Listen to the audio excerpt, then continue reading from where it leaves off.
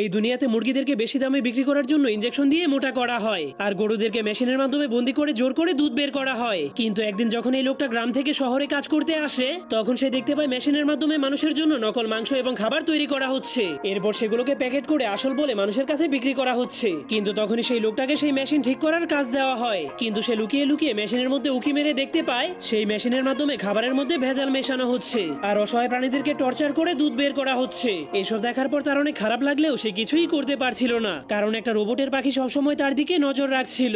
এজন্য সে সবকিছু ভুলে গিয়ে তার গ্রামে চলে যেতে শুরু করে। কিন্তু তখন সে দেখতে পায় রাস্তার পাশে নকল খাবারের অ্যাড লাগানো হচ্ছে, যা দেখার পর তার মনটা আরো বেশি খারাপ হয়ে যায়। কিন্তু সে তার বাড়িতে পৌঁছানোর পরেই সে তার বাগানে তাজা তাজা লাল মরিচ দেখতে পায়, যা দেখার পর তার মাথায় একটা আইডিয়া আসে। এরপর সে তার বাগানে সবগুলো তাজা ফল এবং সবজিকে নিয়ে শহরে চলে যায়। সেখানে যাওয়ার পর সে তার তাজা ফল এবং সবজির মাধ্যমে শহরের সব থেকে মজাদার খাবার তৈরি করে, যা দেখার পর তার দোকানে অনেক কাস্টমার আসতে শুরু করে। আপনিও কি শহরের ভেজাল খাবার খেতে পছন্দ করেন কিনা যাওয়ার আগে কমেন্ট করতে ভুলবেন না। একদিন এই সবগুলো পিঁপড়ে শীতকালের জন্য তাদের খাবার সংগ্রহ করছিল, কিন্তু এখানে একটা পিঁপড়ে কাজ ফাঁকি দিয়ে আরামসে লুকিয়ে লুকিয়ে ঘুমাচ্ছিল। ঠিক তখনই হঠাৎ করে পিঁপড়েদের রাজা তাকে দেখে ফেলে, এরপর তাকে বকাঝকা করে আবারও কাজে পাঠিয়ে দেয়। কিন্তু কিছুক্ষণ কাজ করার পর পিঁপড়েটা আবারও ঘুমানোর জন্য সেখান থেকে পালিয়ে যায়। এরপর একটা উঁচু জায়গাতে গিয়ে আবারও আরাম করে ঘুমিয়ে পড়ে। কিন্তু এবারও পিঁপড়েদের রাজা তাকে খুঁজে বের করে ঘুম থেকে উঠিয়ে আবারও কাজ করানোর জন্য নিয়ে যায়। তখন পিঁপড়েটা সেখানে গিয়ে কিছুক্ষণ কাজ করতে শুরু করে, কিন্তু সুযোগ পেলেই সে আবারও সেখান থেকে পালিয়ে যায়। কিন্তু এবার পিঁপড়েটা তাদের রাজ্য থেকে অনেক দূরে পালিয়ে গিয়েছিল, যাতে করে কেউ তাকে খুঁজে বের করতে না পারে।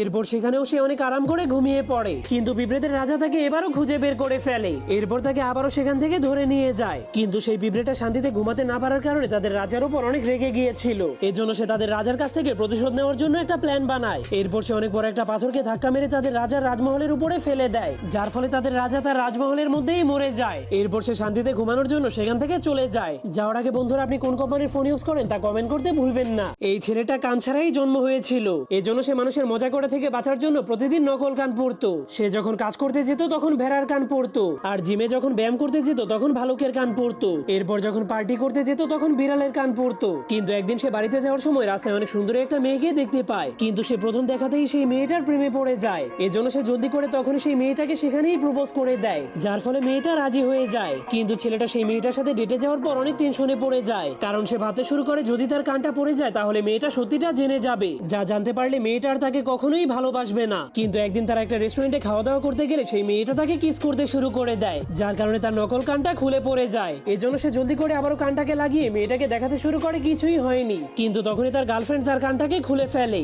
এরপর তাকে বলে, তোমার কান না থাকলেও আমি তোমাকে সারা জীবন ভালোবাসবো। কিন্তু তখনই সে রেস্টুরেন্টের বাকি লোকেরা তার দিকে আজব ভাবে তাকাতে শুরু করে দেয়। এজন্য ছেলেটা অনেক ভয় পেয়ে সেখান থেকে পালিয়ে যায়। এরপর থেকে সে নিজেকে নিয়ে অনেক শরম পেতে শুরু করে, এমনকি সে আগে যেই কাজগুলো করতে পছন্দ করতো সেই কাজগুলো এখন আর তার একদমই ভালো লাগে না। কিন্তু একদিন সে ভাবতে শুরু করে সে তার সবগুলো নকল কানকে ফেলে দিয়ে তার গার্লফ্রেন্ডের সাথে আবারও দেখা করতে যাবে। এরপর সে নকল কান ছাড়াই তার গার্লফ্রেন্ডের কাছে চলে যায়, যা দেখার পর তার গার্লফ্রেন্ড অনেক খুশি হয়ে তার সাথে সারা জীবন থেকে যাওয়ার কথা দেয়।